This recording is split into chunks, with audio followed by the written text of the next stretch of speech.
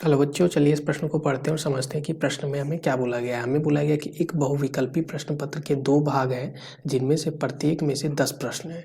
भाग पहला के प्रत्येक प्रश्न के 5 विकल्प हैं, जिनमें से केवल एक सही है।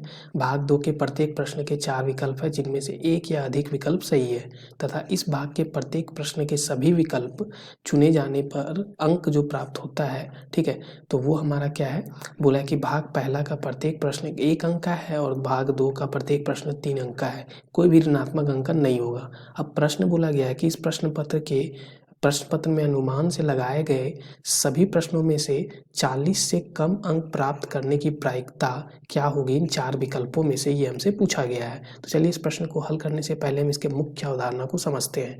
तो यहाँ पे मुख्य अवधारणा, ठीक है, मुख्य अवधारणा। तो देखो, मुख्य अवधारणा में हम देखें तो सबसे पहले मान लो कि कोई ए जो है वो हमारा घटना है, ठीक है। तो अगर कोई ए हमारा घटना है तो प्रायिकता जो हमारी होती है ए के घटित होने की और जो प्रायिकता होती है ए के ना घटित होने की, दोनों का जो योग होता है वो हमेशा 1 के बराबर होता है, ठीक है, ये हम जानते हैं। तो इस सूत्र का हम प्रयोग करेंगे। और दूसरा चीज़ अगर हम देखें तो प्रायिकता जो होती है वो हमारी क्या होती है, तो प्रायिकता जो होती है उसका हमारा सूत्र होता है अनुकूल अनुकूल संभावना अनुकूल संभावना बटा कुल संभावना कुल संभावना, ठीक है। ये हमारा क्या होता है, सूत्र होता है। अब अगर हम इन दोनों सूत्रों का हम यहाँ पे प्रयोग करके इस प्रश्न को हल करेंगे तो हमसे प्रश्न में बोला गया है कि 40 से कम अंक प्राप्त करने की प्रायिकता क्या होगी, ठीक है। अब देखो यहाँ पे सबसे पहले देखें तो कुल अंक हमारे कितने हो जाएंगे। सबसे पहले हम बात कर लेते हैं कि हमारे पास कुल अंक कितने हो सकते हैं, ठीक है। तो देखो कुल अंक अगर हम देखें तो खंड एक में हमारे पास 10 प्रश्न हैं, ठीक है। तो यहाँ पे 10 प्रश्न हैं और खंड एक के प्रत्येक प्रश्न का हमारे पास सही अगर उत्तर हमने किया तो 1 अंक प्राप्त होता है, ठीक है। तो यहाँ से हम बोल सकते हैं कि 1, तो ये कुल अंक हमारा खंड 1 का आ गया। अब अगर हम खंड 2 का बात करें तो उसमें भी 10 प्रश्न है और प्रत्येक प्रश्न को सही उत्तर करने पे हमें 3 अंक प्राप्त होता है। तो यहाँ से हल करें तो ये 10 और ये 30, यानी कि कितना आ गया, 40 अंक आ गया। कुल अंक हमारा 40 मिलने वाला है।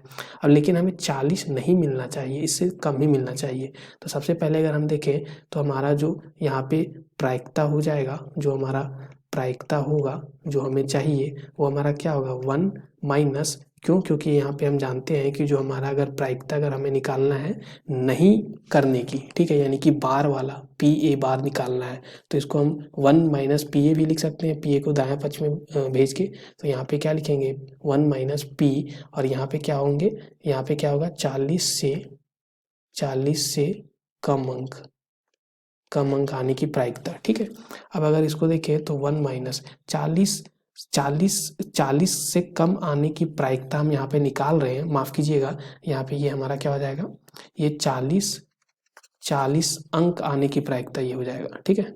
ये हमारा क्या हो जाएगा, 40 अंक आने की प्रायिकता, ठीक है। ये 1 में से इसको हम घटा देंगे, ठीक है। ये प्रायिकता क्या है, 40 से कम आने की, 40 से कम अंक की प्रायिकता हम निकाल रहे हैं। तो यहाँ पे क्या हो जाएगा, 1 माइनस पी, जो 40 अंक कैसे आएगा, तो 40 अंक कैसे आएगा, 10 में से 10 प्रश्न खंड एक में हम सही करेंगे तो उसकी प्रायिकता क्या हो जाएगी। देखो हर एक प्रश्न को सही उत्तर देने का जो हमारा यहाँ पे प्रायिकता होगा वो क्या होगा, तो इसमें से हमारे पास खंड एक में प्रत्येक प्रश्न के 5 विकल्प थे, तो 5 में से कोई एक विकल्प सही है, इसलिए 1/5 और उसके घात में 10 हो जाएगा, ठीक है।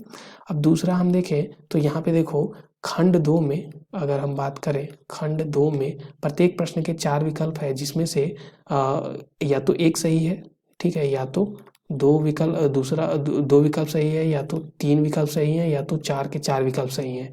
तो देखो इसका तरीका क्या हो जाएगा, इसकी अगर हम प्रायिकता बात करें तो इसका प्रायिकता क्या हो जाएगा सही होने का कोई भी प्रश्न का। तो देखो पहला विकल्प सही है या गलत हो सकता है, तो उसको 2 तरीके बोल देंगे, सही या गलत। फिर सही या गलत दूसरा विकल्प भी हो सकता है, उसके भी 2 तरीके हो गए। तीसरा विकल्प भी सही या गलत हो सकता है, इसलिए दो तरीका हो गया। चौथा विकल्प भी सही या गलत हो सकता है, इसलिए उसका भी 2 तरीका हो गया।